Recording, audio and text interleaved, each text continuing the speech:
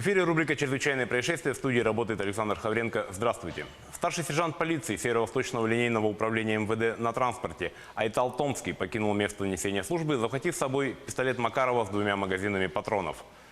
Известно, что он заходил домой на улице Можайского, где переоделся в гражданское и скрылся. По словам очевидцев, Томского видели на улице Федора Попова. Мужчина шел в сторону либо 202-го микрорайона, либо речного порта. Был одет в светлую куртку, синие джинсы, черные туфли, в руках был пакет красного цвета.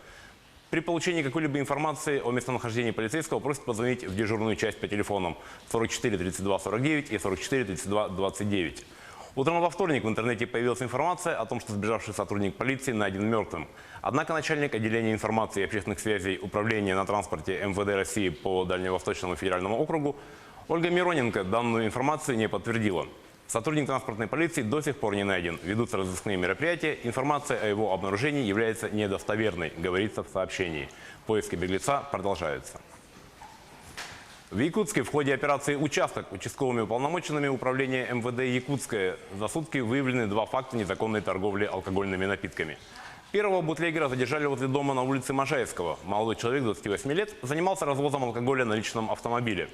В тот же вечер во дворе дома по улице Дзержинского выявлен второй факт реализации алкогольной продукции 46-летним мужчиной, которая также производилась с колес. Алкогольная продукция изъята, в отношении 2 бутлегеров составлены административные протоколы по статье «Незаконная розничная продажа алкогольной и спиртосодержащей пищевой продукции физическими лицами». Якутские полицейские задержали 3 подозреваемых, находящихся в федеральном розыске. В ходе разыскных мероприятий установлен безработный, ранее неоднократно судимый 37-летний уроженец Верхневилюйского района. Мужчина находился в федеральном розыске за неоднократное управление автомобилем в состоянии алкогольного опьянения. Мужчина находился в розыске с 2018 года. Все это время он скрывался в квартире своих друзей. Также была установлена 51-летняя уроженка Киргизии. Женщина находилась в федеральном розыске за кражу. Как выяснилось, скрывалась она у себя на родине. Отдельным батальоном патрульно-постовой службы управления МВД России Якутское возле многоквартирного жилого дома по улице Кутузова был задержан находящийся в федеральном розыске безработный 37-летний уроженец Центарского района. Мужчина обвиняется в совершении кражи. Разыскиваемые задержаны и переданы инициатору розыска. В понедельник в одном из жилых домов в Находке взорвалась ручная граната. Взрыв произошел около 17:30 по местному времени в квартире на 1-м этаже дома по адресу Заводская, 16. По информации соседей, там жили маргинальные личности, которые любили выпить.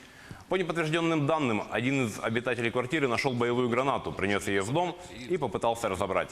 Как итог, 2 мужчин погибли, женщина и еще 1 мужчина в реанимации, в крайне тяжелом состоянии. Откуда взялась граната, предстоит выяснить следователям, которые уже возбудили уголовное дело по статье «Причинение смерти по неосторожности 2 и более лицам».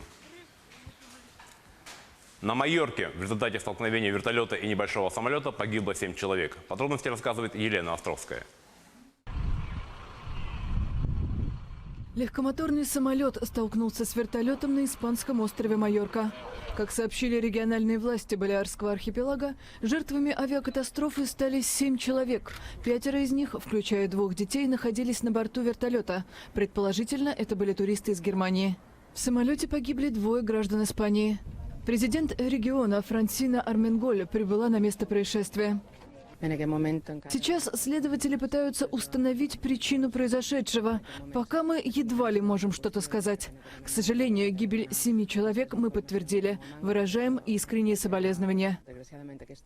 Арменголь объявила 3-дневный траур на Балеарских островах и пообещала провести минуту молчания во всех учреждениях. На этом наш выпуск подошел к концу. За развитием событий следите в следующих выпусках новостей. Всего доброго и будьте осторожны.